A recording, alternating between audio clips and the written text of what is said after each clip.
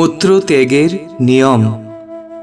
মূত্র ত্যাগকালে মুখবিবর জলপূর্ণ করিয়া একটু পরে পরে একবার মূত্রাবরোধ করিয়া অতি সামান্য 2-3 সেকেন্ড থামিয়া থামিয়া প্রস্রাব করিলে তাহাতে একদিকে যেমন উদরী কুরণ্ড রোগের প্রতিষেধ হয় বলিয়া কথিত আছে, অপরদিকে তেমন মূত্রনালীর পেশিসমূহ ক্রমশঃ দৃঢ়তা লাভ করিয়া ইন্দ্রিয়গত দৌর্বল্যের প্রতিবন্ধকতা করে।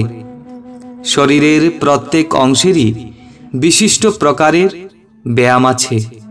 তাহাদের অভ্যাসে বিভিন্ন অঙ্গপ্রত্যঙ্গ নিজ নিজ প্রয়োজনানুরূপ পরিপুষ্টি লাভ করে।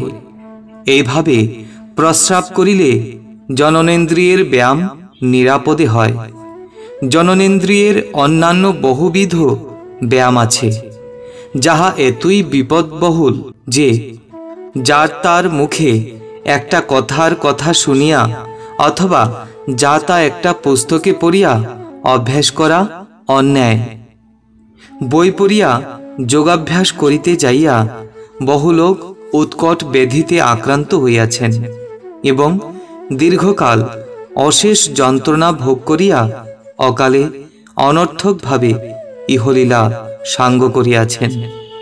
এই জন্য জননেন্দ্রিয়ের অপর কোনো ব্যায়ামের বিষয় এখানে উল্লেখ করিলাম না। মূত্র ত্যাগান্তে জলশৌচ। প্রস্রাব করিবার পরেও শৌচ বিধেয়, তবে সেই সময়ে মৃত্তিকা প্রয়োজনীয় নহে।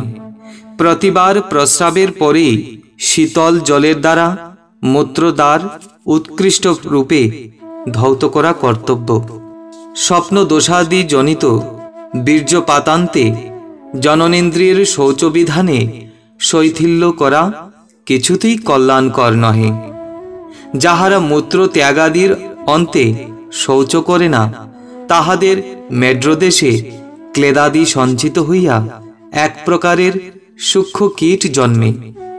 ইহারা সাধারণ চক্ষুর অগোচরে ক্ষত উৎপাদন করিয়া লিঙ্গনালে এক প্রকার সুরসুরির সৃষ্টি করে।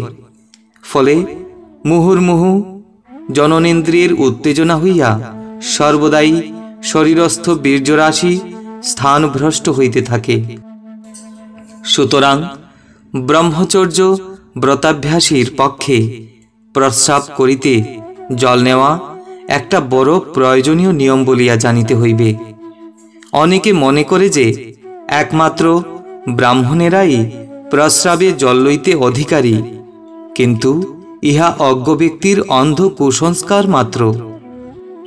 কেহ যদি এইরূপ অশ্রদ্ধেয় যুক্তি লইয়া বিরুদ্ধে বুঝাইতে আসে, তাহার কথা শ্রবণ মাত্রেই অগ্রাহ্য করিবে।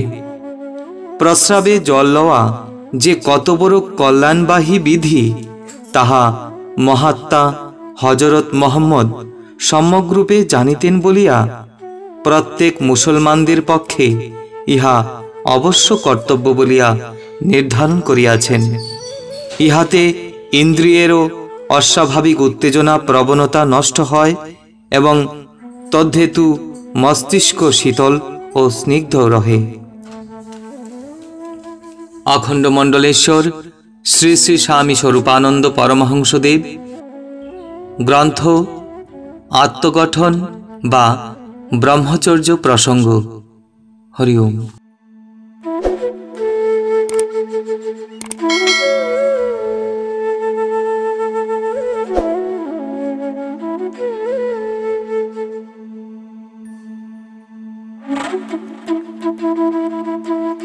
Thank you.